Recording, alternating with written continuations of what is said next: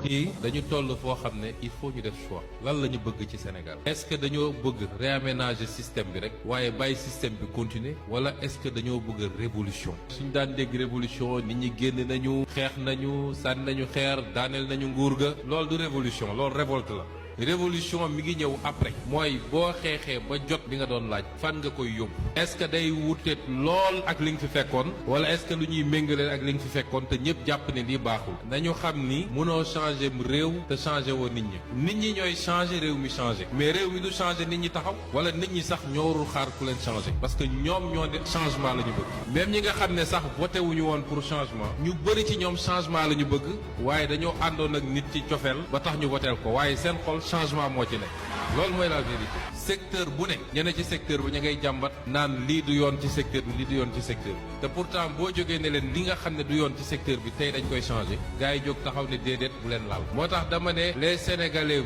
veulent du changement mais ne veulent pas changer on ne peut pas vouloir du changement et refuser de changer ñi mës a am yéene changer réew mi bëri na de waaye li taxoon du dem mooy saa yu ñu commencé dajeeg résistance dañuy dellu gannaaw parce que seen préoccupation yëpp mooy la prochaine élection catégorie bi buñ ma meree boo moytul duñ ma votel ñun nag yàlla moo jaarale ci seen loxo yéen Sénégalais yi ba ngeen jox ñu mandat gis nga mandat boobu même bu doon yem ci benn mandat bi sax ñu xam ni loolu la yàlla tudd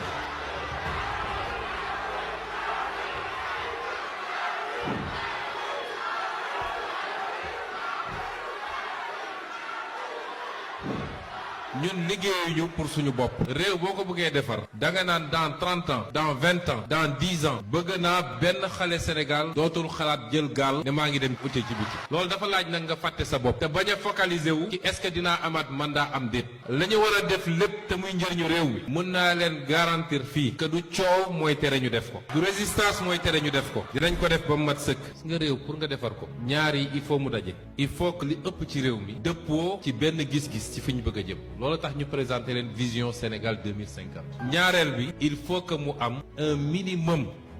un minimum de discipline et d'organisation pour ñu defar réew depuis des années voire des décennies l'État est devenu extrêmement faible lu État yëkkati benn corporation yooxu ne du fi amee wala benn catégorie socio-professionnelle État tegaat ci suuf or on ne développe pas sans réformer les réformes peuvent être quelquefois impopulaires douloureuses mais ce qui est constant mooy réforme bu ñu yëkkati rek suñ ko doxalee sur 2 ans 3 ans 5 ans sénégalais yi gis njëriñ ki ko doon bañ moom ci boppam dina gis njëriñ moom ci boppam mooy dellu si ne su ma xamoon te ma fàttali leen ni dañoo fekk réew mi ci situation bu particulière bi ma ko njëkkee wax def conférence de presse dañoo weddi ne d'ailleurs Cour des comptes moo ko war a wax